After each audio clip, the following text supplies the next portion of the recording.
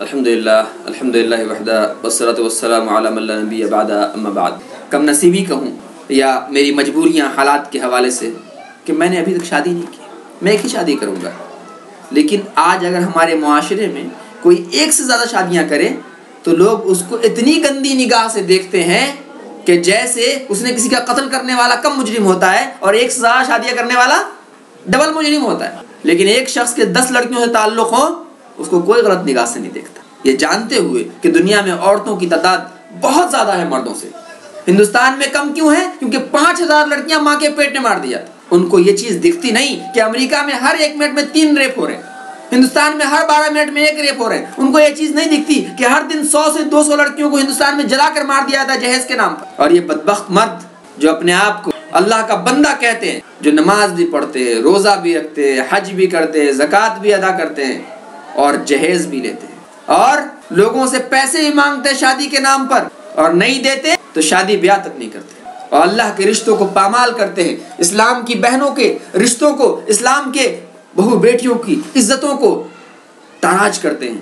یہ جہاں جہاں لڑکیاں بھی چکلوں تک پہنچی ہیں، مسلم لڑکیاں یا جو بھی لڑکیاں، اور جہاں جہاں لڑکیوں نے خودکشی کی ہے یا جہاں جہاں ان لڑکیوں نے غلط رشتے بنائے ہیں، میں یہ سمجھتا ہوں کہ جس طرح قابیل کو ہر خون کا 1 گناہ ملتا ہے، ایسے بدبخت مردوں کو جو لین دین کرتے شادی بیاہ میں، اور ایسی عورتیں جو اپنے بیٹوں کی شادیوں کے لیے پیسے نہیں دینے پر رشتے نہیں کرتی، وہ سب اس گناہ کا حصہ دار ہیں، وہ سب اس گناہ کا حصہ دار ہیں۔ اور اللہ تعالیٰ سے ڈرو کہ یہ گناہ جو بڑھ رہے ہیں تمہارے، وہ کہیں تمہیں جہنم میں لے کر نہ چلے جائے۔ بچاؤ اپنے آپ کو اور اپنے گھر والوں کو اس آگ سے جس کا ایندھن انسان اور پتھر ہوں گے۔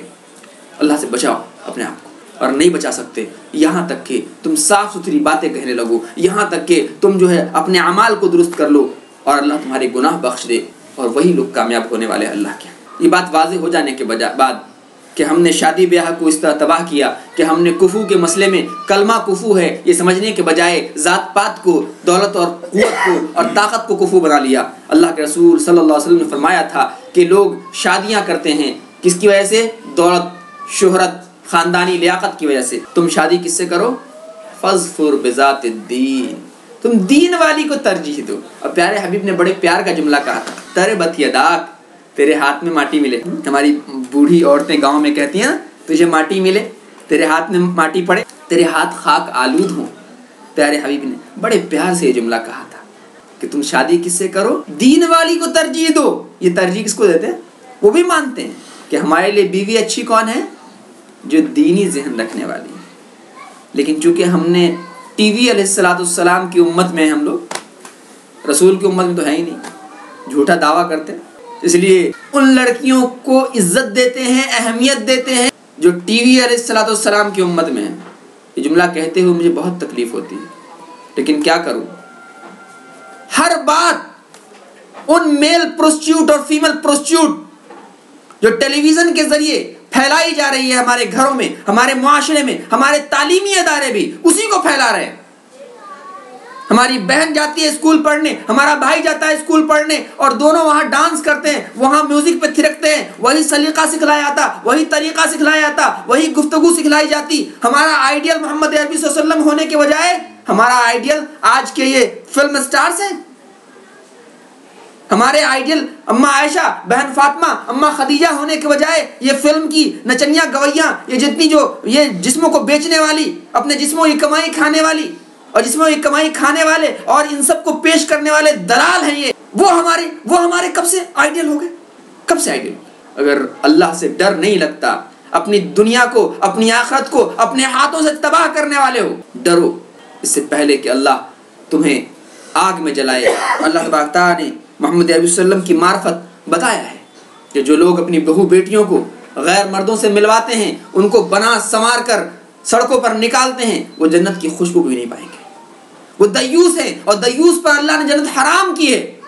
اور جب اللہ کسی چیز کو حرام کر دے تو کون حاصل کر سکتا ہے؟ کون حاصل کر سکتا ہے؟ کس کی بادشاہت ہے اس زمین پر؟ کس کی حکومت ہے اس زمین پر؟ اور اس دن تو کسی کی نہیں چلنے کی۔ انبیاء اور رسول تھر تھر کانپ رہے ہوں گے، ڈر رہے ہوں گے، کس بات سے؟ کہ میں رب کے سامنے کیسے جاؤں، کہیں رب کا جاہ و جلال میرے عتاب کا ذریعہ نہ بن جائے، اس لیے انبیاء اور رسول بھی کانپ رہے ہوں گے. تو یہ دوسرے اولیاء، یہ دوسرے لوگ اور ہم اور آپ کس گنتی میں ہوں گے؟ پھر لوگوں نے شادی بیاہ میں، میں یہ نہیں کہہ رہا کہ ایک لڑکی دیندار بھی ہے، علم والی بھی ہے اور اس کے پاس دوسری خوبیاں بھی ہے، اس کو آپ ترجیح دیتے ہو، کوئی برائی نہیں، لیکن یہ کیا کہ دین والیوں سے نفرت اور ان فاحشہ عورتوں سے محبت. اور جامعہ میں کچھ لڑکیوں نے ایک پروگرام رکھا، وہاں جب میں نے کہا کہ بہنوں، جہاں میں نے کہا کہ دنیا کی ہر لڑکی میری بہن، تمہارا خوف ختم، اور جہاں تم نے کہا ہر لڑکا میرا بھائی، ان لڑکوں کا خوف ختم، اور جس سے شادی ہو گئی وہ تمہارا جیون ساتھی. کتنا معاشرہ صاف ستھرا ہے. لیکن جب ہر لڑکا، ہر لڑکی دن رات اسی سوچ میں رہتا ہے، ان فلموں، ان گندے ناولوں، ان گندے سیریلوں کو دیکھ دیکھ کر کہ آج کس لڑکی کو کیسے سیٹ کرنا ہے، آج کس لڑکے کو کیسے اپنی طرف رجھانا ہے، تو معاشرے کی پاکیزگی اس حد درجہ بڑھ گئی کہ آج امریکہ وغیرہ میں ہر دن 200 لڑکیاں اپنے باپ اور بھائیوں کے ذریعے ریپ کی جاتی ہیں، اور بہت سی مائیں اور بہت سے باپ ایک دوسرے کی بیویوں سے یا ایک دوسرے کے بچوں سے یا اپنے بچوں سے ریلیشن شپ بنا رہے ہیں. آج اس زمانے کی پستی نہیں تو کیا ہے. مجھے حدیث یاد آئی. کون سی حدیث؟ حدیث جبرائیل میں ایک حدیث ہے، ولدت الامۃ ربتها، لونڈی اپنے آقا کو جنے گی. میں جب اپنے کلاس میں تھا، میرے استاد محترم نے فرمایا کہ اس کا مطلب یہ ہے کہ والدین کی نافرمانی بڑھ جائے گی. میں نے کہا اس حدیث کا یہ مطلب نہیں. کہا تم یہ کیسے کہہ سکتے ہو کہ اس حدیث کا یہ مطلب نہیں؟ میں نے کہا میں لفظ نافرمانی سے انکار نہیں ہے، مجھے والدین کی نافرمانی بھی ہوگی، لیکن اس حدیث کا بنیادی مطلب کیا ہے میں بتاتا ہوں آپ کو. اگر غلط ہوں تو مجھے کریکٹ کر دیجیے گا. بعد میں استاد نے مانا اس بات کو. میں نے کہا ولدت الامۃ ربتها کا مطلب یہ ہے کہ لونڈی اپنے آقا کو جنے گی، یعنی سروگیٹ مدر شروع ہو جائے گا. سروگیٹ مدر کہتے ہیں جو بچہ پیدا ہوتا ہے نا، وہ اپنی ماں کے پیٹ میں نہیں ہوتا، باپ اور ماں کا نطفہ لے کر کے کسی عورت کا پیٹ خرید لیا جاتا ہے، جیسے بل گیٹ نے کیا تھا. جو بچہ پیدا کرتی ہے عورت، وہ کون ہوتی ہے؟ اس کی نوکرانی ہوتی ہے، اس کی غلام ہوتی ہے. ولدت الامۃ ربتها، جس کو وہ جنے گی وہ اس کا آقا ہوگا، اس کا مالک ہوگا. اور جس معنی میں آپ لے رہے ہیں اس سے اور معنی کیا کیا نکلتے ہیں. جس عورت کو بچہ جنے گی وہ بچہ اس کو لے جا کے اولڈ ہوم میں ڈال دے گا.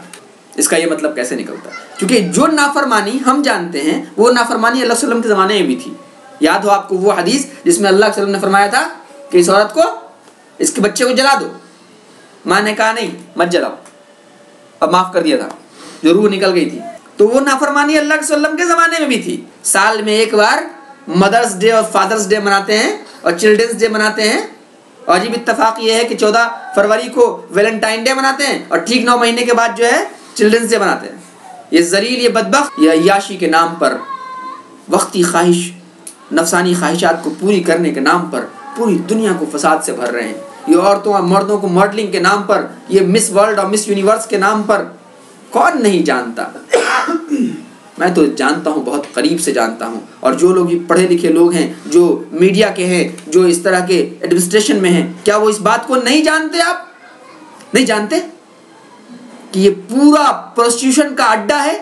اور ہر لڑکی جو اس فیلڈ میں آتی ہے انہیں جانے کتنے مردوں کے بستر پر اور کتنے مرد اس کا مس یوز کرتے ہیں، اور وہ یا تو خودکشی کر لیتی ہیں یا ان کے مرنے کے بعد ان کے بدن سے جب لاش سے بدبو آنے لگتی ہے تو لوگ جانتے ہیں اچھا فلاں ماڈل مر گئی. کیا ہم اور آپ نہیں جانتے کہ آئے دن مختلف بڑے بڑے شہروں میں بہت سی لڑکیوں کی ننگی لاشیں ملتی ہیں جو کبھی خبروں میں نہیں آتی؟ آخر کب تک؟ آخر ہم کب تک ان برائیوں کو چھپاتے رہیں گے؟ کب ہم؟ کل وہ آپ کی بیٹی ہو سکتی ہے، کبھی وہ آپ کی بہن ہو سکتی ہے. اگر آپ کی بہو کے اندر، آپ کی بیٹی کے اندر اس قسم کی کچھ اخلاقی خرابیاں آ چکی ہے تو اس کو مارنے اور اس کو قتل کرنے سے مسئلے کا حل نہیں ہوگا. اللہ کی قسم، اگر چاہتے ہو اپنی زندگی میں بھلائی حاصل کرنا، جنت حاصل کرنا، ان مسائل سے ابھرنا، تو آؤ اللہ کے اس دین کی طرف جو تمہیں سچا اور سیدھا راستہ دکھلاتا ہے. میرے بھائیو، ہر وقت پر شادی نہیں کرتے. اللہ تعالیٰ کہہ رہا ہے کہ لڑکا ہو یا لڑکی، جب وہ ایک خاص عمر کو پہنچ جائے تو اس کی شادی کر دو. میں ایسی 50 مثالیں دے سکتا ہوں. گاندھی جی کی شادی وقت پر ہوئی، کیا ان کی ترقی میں رکاوٹ بنی وہ چیز؟ اور دنیا میں جتنے بھی آپ سے پہلے کے لوگ گزرے ہیں ان سب کی شادیاں وقت پہ ہوئی ہیں عموماً. کیا ان کے بڑے سائنٹسٹ ہونے میں یا ان کے بڑے ڈاکٹر ہونے میں یا بڑے انجینئر ہونے میں کوئی رکاوٹ بنی؟ آپ پہلے سے سوچے بیٹھے ہو کہ میری بیٹی جس گھر میں جائے یا میرا بیٹا جس لڑکی سے لائے وہ ارب پتی ہو جائے۔ کون ہے رزق کا مالک؟ کیا وہ حدیث بھول گئے ہم لوگ کہ جب بچہ ماں کے پیٹ میں ہوتا ہے، روح ڈالی جاتی ہے تو لکھا جاتا ہے کتنا رزق پائے گا۔ رزق کا مالک ہم اپنے آپ کو سمجھتے ہیں، اپنے بیٹیوں کے شوہر کو سمجھتے ہیں۔ رزق کا مالک کون ہے؟ ایک لڑکے کی کوالیفیکیشن یہ ہونی چاہیے کہ وہ لڑکا کتنا دیندار ہے، کتنا پاک باز ہے اور علمی اعتبار سے کتنا صلاحیت مند ہے، یہ اس کی کوالیفیکیشن ہے۔ اگر لڑکا صلاحیت مند ہے، دیندار ہے، گندی ذہنیت کا مالک نہیں ہے، تو وہ آپ کی بیٹی کو اگر 2 وقت کی روٹی بھی کھلائے گا تو انشاءاللہ العزیز محبت سے کھلائے گا، پیار سے کھلائے گا۔ اور یہ جو بڑی بڑی گاڑیوں میں اور بڑے بڑے بنگلوں میں رہنے والے لوگ ہیں، وہ آپ کی بیٹی کو دن رات جوتوں سے ماریں گے، ایک اچھی گاڑی دے دیں گے، اچھا زیور دے دیں گے اور اس کی 10 گرل فرینڈ ہوگی۔ فیصلہ آپ کے ہاتھ میں۔ اور یہ باتیں میں سب پر الزام نہیں لگا رہا، بہت سے پیسے والے بڑے نیکوکار ہوتے ہیں، لیکن عوامی جو معاشرہ ہے ہمارا، عمومی جو معاشرہ ہے ہمارا، وہ یہی ہے۔ امید ہے کہ آپ ان باتوں کا خیال رکھیں گے کہ علم حاصل کریں گے تو رب کے نام سے حاصل کریں گے۔ علم کو کمیونزم، سوشلزم، فیمنزم اور اس کے نام پہ حاصل نہیں کریں گے۔ عبادت کریں گے تو صرف اللہ ہی کریں گے، سجدہ کریں گے تو صرف اللہ کو کریں گے، دعا کریں گے تو صرف اللہ سے کریں گے۔ اور نفسانی خواہشات کو صحیح تکمیل کے لیے صحیح وقت پر شادی کرنا، اور لڑکیوں کو اللہ تعالیٰ نے جو جائیداد میں اس کا حصہ متعین کیا ہے اس کو دینا۔ اور کفو کلمہ ہے، کفو ذات پات نہیں ہے۔ ذات برادری کی اصلاحات کو چھوڑ دیجئے۔ آج جو ہماری لاکھوں بہنیں جن کی شادیاں نہیں ہو رہی، ہزاروں بہنیں جن کی شادیاں نہیں ہو رہی، انشاءاللہ العزیز وقت پر شادی ہوں گی۔ تعلیمی درسگاہوں کو کوشش کیجئے کہ کو ایجوکیشن کے بجائے سپریٹ ایجوکیشن بنائیے جہاں پر لڑکے اور لڑکیوں کا اختلاط نہ ہو۔ انشاءاللہ العزیز آپ دیکھیں گے کہ آپ کی اور ہماری زندگی میں نعمتیں، رحمتیں اور سکون سب نازل ہوگا اللہ کی جانب سے۔ لیکن اگر ہم نے ان فتنوں کا سدباب نہیں کیا، وقت پہ شادیاں نہیں کی، ہمیں اور آپ کو اس دنیا میں تباہی سے کوئی نہیں روک سکتا۔ پیارے حبیب محمد عربی صلی اللہ علیہ وسلم نے فرمایا تھا کہ ایک وقت ایسا آئے گا کہ اس وقت کا سب سے شریف آدمی وہ ہوگا۔ ایک عورت بن سنور کر گھر سے نکلے گی اور راستے پر ایک شخص زنا کرے گا، جو سب سے شریف آدمی ہوگا وہ کہے گا بھائی تھوڑا سائڈ ہو جاتے ہیں۔ اور میں دیکھتا ہوں کہ کہیں نہ کہیں اسی دور میں ہم داخل ہو رہے ہیں۔ اب بھی وقت ہے، پلٹ آؤ، اب بھی وقت ہے۔ تمہارا معاشرہ، تمہارے بچوں کا مستقبل تمہارے ہاتھ میں اللہ نے سونپا ہے کہ بچا لو ان کو جہنم سے، ورنہ جو ابراہیم کی اولاد نے ان کی پوجا شروع کر دی تم بھی کرو گے۔ اور انہوں نے تو ابراہیم کو پوجا تھا، یہ تو آج لنک کو پوجتے ہیں، شرمگاہوں کو پوجتے ہیں۔ اللہ کا دین سمجھ میں نہیں آئے گا اور دنیا میں امن و امان کا راستہ سمجھ نہیں آئے گا۔ اب جو سوالات ہوں گے آپ کے اس کا جواب دوں گا انشاءاللہ۔ عورتیں اپنے حاکم کو جنم دیں گی، پیدا کریں گی، میل اور فیمیل کا اسپرم وہ ڈال دیا جائے گا اس کو، یعنی ٹیسٹ ٹیوب بیبی کی طرف اللہ کے رسول نے اشارہ کیا۔ ٹیسٹ ٹیوب نہیں، سروگیٹ مدر۔ یہ جو کرائے کی کو سروگیٹ مدر کا مطلب یہ ہوتا ہے کہ کسی کے پیٹ کو ادھار لینا۔ اس میں ایک چیز اور آ سکتی ہے، بولیت الامت ربتہا میں ایک چیز اور آ سکتی ہے، وہ کیا کہ بہت سے لوگ اپنے ماں باپ کو امریکہ، یورپ اور بڑی جگہوں پر لے جاتے ہیں، چونکہ وہاں جو ہے کام کرنے والیاں بہت مہنگی ملتی ہیں، تو یہ بدبخت کیا کرتے ہیں اپنے باپ ماں کو لے جا کر کے وہاں انہیں سے کام کاج کرواتے ہیں۔ ان کا پاسپورٹ ان کے پاس ہوتا نہیں ہے، وہ لوٹنے کی طاقت رکھتے نہیں، تو اس میں نافرمانی کی ایک اعلیٰ درجے کی کوالٹی پائی جاتی ہے۔